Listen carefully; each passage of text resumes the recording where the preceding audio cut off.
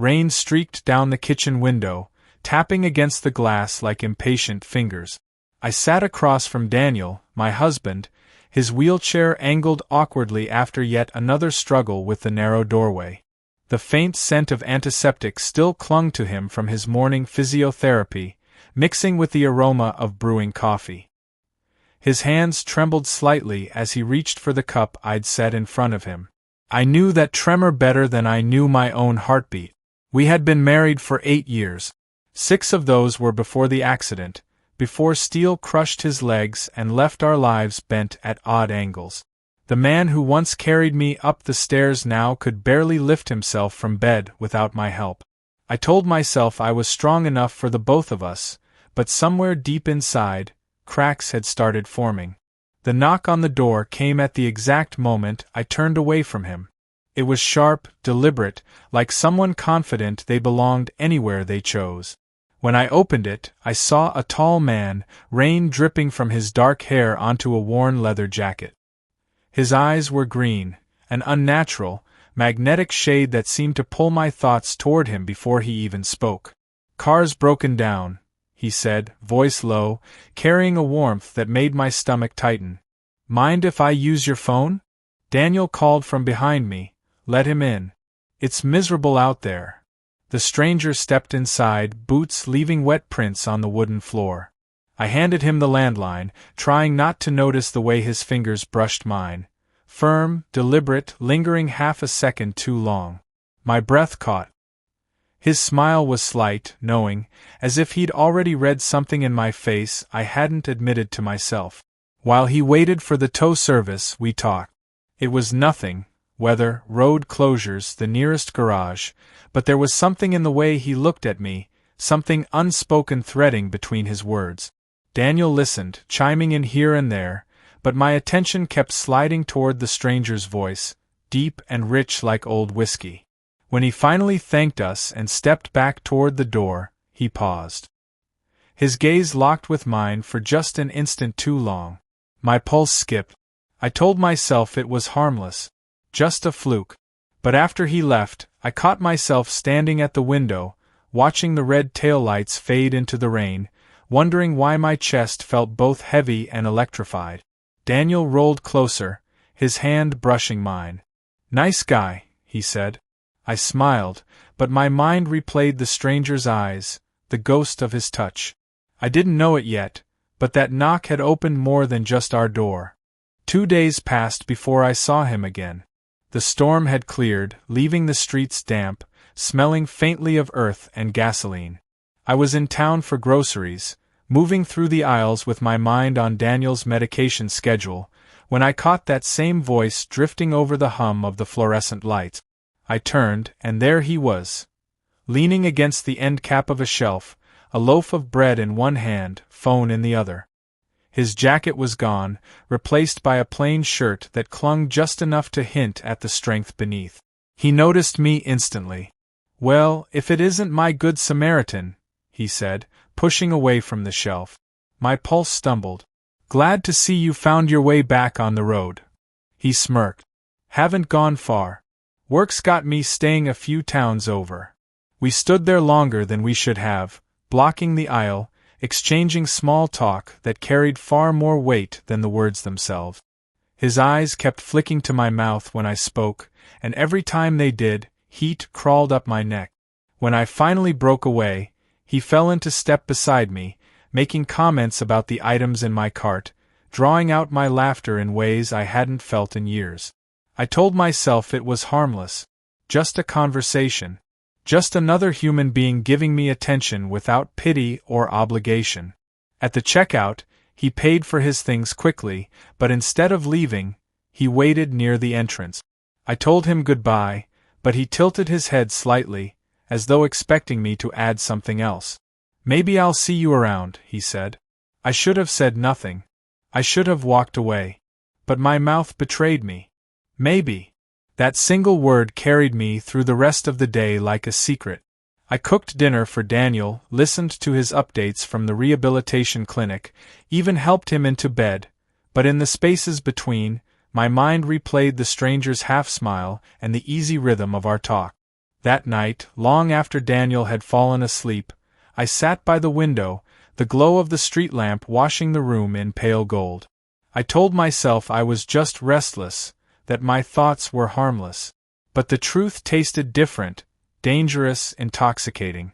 Somewhere between the shadows and the soft hum of the night, I realized I was waiting. Waiting for the possibility of another accidental meeting. Waiting for the sound of that voice again. Waiting for something I couldn't name out loud without shattering the life I'd built. 3 more days of silence felt like a slow burn under my skin. I tried to smother it, kept busy with Daniel's therapy appointments, errands, laundry, but the memory of green eyes and a knowing smile clung like a scent that wouldn't wash away. On the 4th evening, the phone rang. Daniel was in the shower, so I answered. "Thought I might have imagined you," the voice said. My grip on the receiver tightened. "How did you get this number?" "You left it on the receipt from the grocery store." "Guess I'm lucky."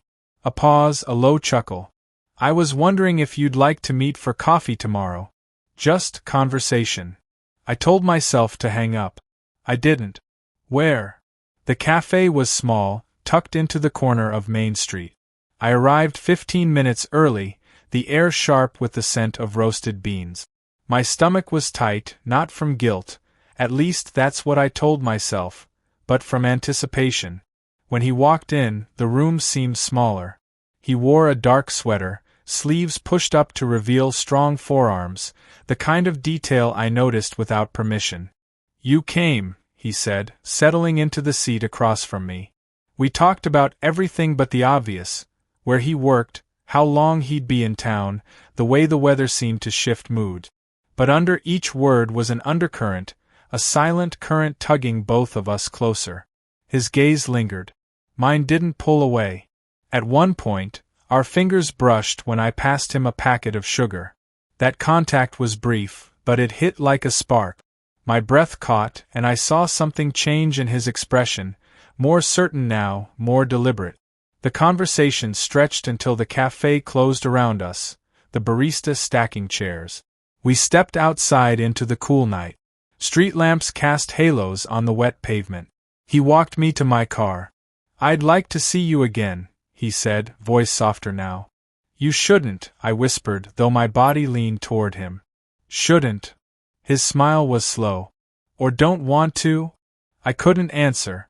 The truth lodged in my throat. Instead, I turned the key, the engine humming like my pulse. He stepped back, letting me leave, but not before his hand skimmed my arm, the faintest pressure, enough to make me grip the wheel harder. On the drive home, guilt coiled with something sharper, something that made my skin hum. I lay beside Daniel that night, his breathing deep and steady, and stared at the ceiling. I told myself it was only coffee, only conversation. But deep down, I knew a door had been opened, and I had stepped through it willingly. It started with a text. No greeting, no small talk, just, "Downtown bookstore. Noon." I stared at it for 10 minutes before replying with a single word. "Okay." Daniel believed I was running errands. In a way, I was. Only the thing I was going to pick up wasn't on any list. The bookstore was quiet, the air smelling of paper and faint dust. He stood in the history section, pretending to read a hardcover while watching me approach. My heartbeat was embarrassingly loud in my ears. "You came," he murmured, as though testing my resolve. "You asked," I said. We drifted between shelves, talking about nothing, titles, authors, how winter seemed to make time feel heavier. But the space between us kept shrinking, our hands brushing now and then, each contact sending a small shock through me. He stopped near a secluded corner, hidden behind a tall display. "You've been on my mind," he said, voice low enough to make me step closer to hear. "I should have left." I didn't. "I don't even know your last name," I said. "Does it matter?" His eyes searched mine, and I realized I didn't want an answer. Something in me broke then, not in pain but in surrender. When his hand touched my waist, my breath caught. The warmth of his palm bled through my coat. I should have stepped back. I leaned in instead. Our foreheads touched first, a quiet, suspended moment. The hum of the store faded, replaced by the thud of my pulse and the heat radiating between us. His thumb traced a line at my hip, slow and deliberate, a touch that said everything we hadn't dared to voice. I didn't kiss him, not there, not yet. But the promise was in the air, in the shallow breaths, in the way neither of us moved away. A customer rounded the corner, breaking whatever spell we'd woven. We stepped apart like strangers, yet every nerve in me screamed that something irreversible had happened. He left first, his departure casual to anyone watching. I stayed, pretending to browse, but my hands shook too much to focus on the spines in front of me. The drive home was a blur. I kept seeing his eyes in that moment before we'd been interrupted, the raw wanting there, the mirror of my own. Daniel was in the living room, watching television, his smile warm when I walked in. "Find what you needed?" he asked. "Yes," I said, though my voice wavered. And it was true, though I wished it weren't. That night, sleep wouldn't come. I lay in the dark, every sense tuned to the memory of his hand, the nearness of his breath. I knew we were past pretending. A week passed before I saw him again, each day stretched thin with restless thoughts. I told myself the distance would dissolve whatever madness had taken hold of me. It didn't. His message came on a Wednesday afternoon, by the lake. Tonight. Daniel had an early night planned. Therapy had drained him. He was asleep before the clock struck 8. I stood in the doorway for a long moment, watching the rise and fall of his chest, guilt tightening like a noose around my ribs. Then I grabbed my coat. The lake was quiet, the water black under a moonless sky. He was already there, leaning against the hood of his car, jacket collar turned up against the chill. The moment our eyes met, all the careful walls I'd built crumbled. "You came," he said softly. "You keep saying that," I replied, but my voice held no real challenge. We walked along the shore, the air sharp with the scent of pine and damp earth. Conversation faltered, replaced by glances, by the electric awareness of proximity. Each step seemed to pull us into some invisible orbit. When we stopped, it was without agreement, as if we'd both reached the same unspoken decision. His hand found mine, fingers curling in a grip that felt both foreign and inevitable. "You know what this is," he murmured. I did. And yet, I didn't step away. The first touch was not hesitant, there was too much pent-up hunger for that. His hands framed my face, his forehead brushing mine before his lips claimed the space between us. It wasn't gentle, but it wasn't rough either. It was the kind of kiss that made everything else dissolve. The lake, the night air, my marriage, my name. I felt the cold seeping into my shoes, the rough fabric of his coat against my hands, the uneven rhythm of our breathing.